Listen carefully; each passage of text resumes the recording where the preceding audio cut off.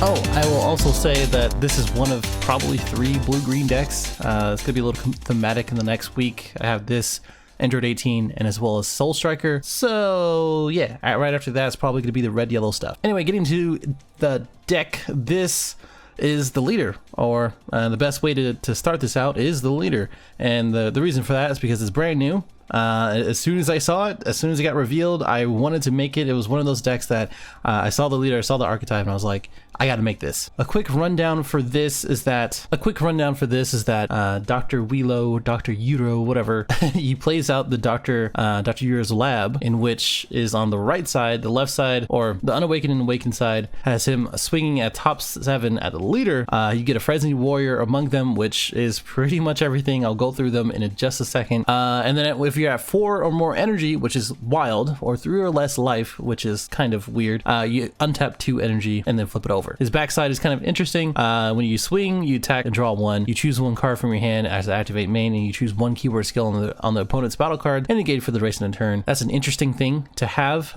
simply because you can remove blocker, you can remove barrier, and then use the Uiro's lab, etc. But the last activate main is pretty much why I wanted to make it. It reminded me a lot of Beerus, in which you have to have 7 cards underneath the lab, and then you win the game. Now the lab itself on the right side, it says your battle cards can't be switched to rest mode by your opponent's skills, which is insane. And you can only use blue or green cards to place cards underneath this card. Okay, there you go. Which pretty much in the whole entire deck, that's all you have. It can't be removed by the battle area or from the battle area by their skills, which is insane, because if they played not the King Piccolo, because that's 1 cost, the other one, the Tactical Vegeta, it can't be removed by that. So basically your blockers are safe unless you run into red or some direct removal or spot removal. And they can't just be rested, basically. And this is safe as well. And the activate main is tap 2, and 4 or less, you get to place it under the card, which is great because the reviver mechanic says you have to KO. And when you actually go ahead and take something for 2 energy that's 4 or less, which includes the new 2-drop Goku and a couple other cards that have the revive, like this Android 16, it doesn't proc off of that, and that's kind of huge. Overall, the leader can search super combos, combo pieces, etc. At 4 or more energy, you can actually untap 2 and continue your plays with having higher life as well. And the backside is even more controlled by removing keyword skills. I think overall the leader is pretty solid. Like again, he's not an incredibly strong leader. He's not a top tier leader, but it is something to consider when taking to locals or taking to a more casual sort of event. And honestly, in the right hands, it might be even better than that. It has a lot of tools to control the board, to control everything, and to get to that 17 card win con. And if not, you can just use all of the archetype cards that we're going to go over in a second in order to control the game and get to your win con after, like Victory Strike or another SCR. Moving on to the actual cards. So we have left to right all of the Frenzy cards, which now that I look at it is kind of all blurry. I apologize for that. But a quick breakdown is the left one here, the Bioman, looks at the top 7 for Dr. Uiro or Dr. Kochin, which are all of the scientists below down here. Top 7 is much better than the 1 cost card, in which you might be wondering. The top 5, you pay 1 and you untap 1 if you get 1. I play that at 2 or 3 or so, and it just whiffed too much. I just didn't want to play more of the doctors just so I can search for that. It just didn't feel right. The top 7 feels better, not only because this is searchable by the leader, it's also searchable by the 2-drop Dr. Kochin, the second card on the bottom over here, and it's a higher range in which it's just going to be better. Now that I noticed that the 2-drop Dr. Kochin is both at the top and the bottom, oh well. Now this one right here, Ishimi, Living Weapon, these are all, except for the Doctor over here, Frenzy Warriors, by the way, they're all searchable by your leader, which it's really hard to whiff. I've done it before, but it's really hard. It's probably 1 out of maybe every 20-30 times. This one is just you play it for 1, and then you put the top card from the deck into the lab or under the lab, and then you draw 1. It's a cool thing to replace itself and accelerate your lab win con for cheap. So there you go. And then this one is really good with the Doctor down here. He's a 2-drop in which is a blocker, and when it activates blocker, you put the top card from your deck into the bottom or underneath the lab, and then anything at 5k or 15k at original power, it can't be KO'd for the battle. I do believe it is just for that battle whenever it activates blocker, because it's within the auto. So if they swing it at it again, it dies. So just keep that in mind. But this, in correlation with this, or in combination really, this is really, really good, especially against things that just want to, you know, put down 2-drops, 3-drops that are 15k or less, and then there you go. That's all you really need to do, and then just keep activating blocker. It does feel a little bad blocking their leader, like you just kind of have to do that sometimes to get more cards underneath the lab, but that's where the Dr. Kochin over here and the bomber over here is for as well. And then we have the searchable super combo from the leader, and as well as this 2-drop. And then we have the Frenzied Warrior Piccolo, in which honestly I kind of want to play it at 4. The man is a deflect 20k 4-cost body, in which it is searchable by the leader, and as well again the 2-drop Dr. Kochin, in which you have a bond 3 requirement, in which I'll kind of explain how you get to that. Where you play it, and then they choose 2 cards to send in the warp or send in to the bottom of the lab, in which, you know, in this deck you're gonna do the lab. In any other deck, I'd imagine you're gonna warp 2 cards. Because of this card, he is reduced to 3 costs, so all you need is 2 green and 1 whatever, and then play it from there. This card is nutty. Like, honestly, if you play against a deck that just kind of doesn't do too much, and you can defend their attacks early on, and you can just take anything that's not critical or double strike, this one does really well, because they're just sitting there trying to attack, wasting resources, and then you do this 2 times in a row in a turn. They have 4 cards, and then there you go. Now you have 4 cards in your lab, they have 4 cards out of their hand. But moving on to the doctors, we have the Dr. Kochin over here. He's a 2-cost blocker, blue and yellow. He does have revive.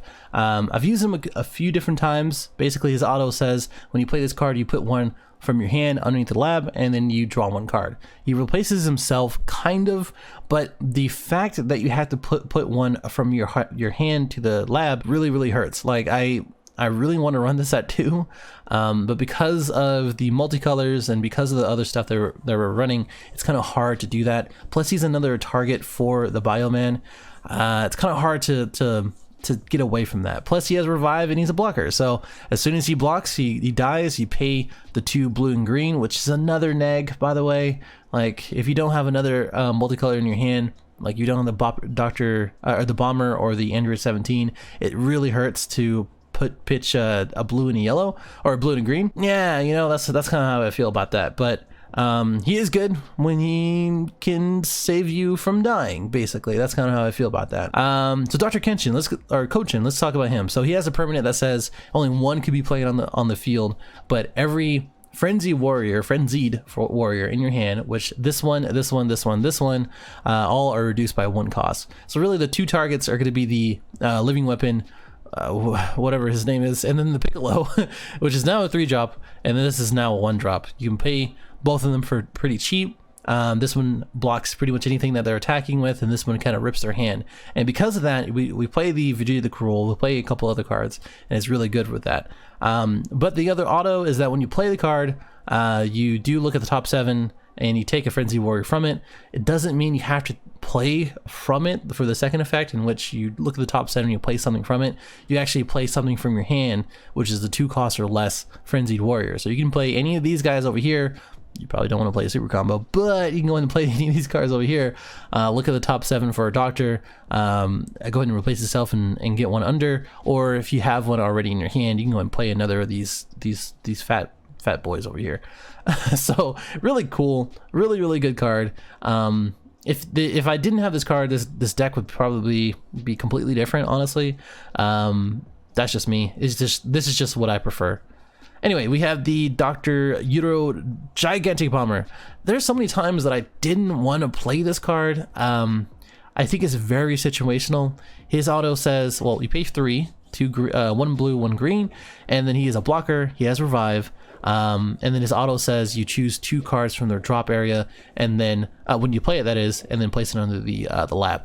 It's really good for cards that try to filter, like Hachiyak, burst leaders, anybody that plays anything like that. But for people who only play, or decks that only play 1 or 2 cards in the drop, and sometimes are just only extra cards, this is just kind of a dead card in your hand, and you want to play this and just use this as a pitch. You know, that's kind of how I feel about it, because it's just kind of useless other than being a 15k blocker, in which you know, you can go ahead and hit revive for it and then go from there. But I don't know, I'm very in between these 2 cards. If I took these 2 cards out, I feel like I would be crucified for it, because it is the archetype, but whatever. And then the big boy over here is a 6-drop Deflect. He is a blocker, and then when he activates blocker, his auto says he gets to restand it. He's a 25k blocker. You're not gonna die by the time you get this boy out. But you have 2 options when you play the card, and since it has deflect, it's always gonna go off, which is just busted. Like, these 2 cards are just crazy with deflect. You have 6 cards from the deck, and then into the under the lab, or 6 cards from the drop into the lab. So if you're facing something that you have to combo a lot, or you're facing Janemba or something like that, and you get the 6 somehow, then you got to go ahead and just use it from drop. So late game and early game, both of them, or mid game really, both of them are very good.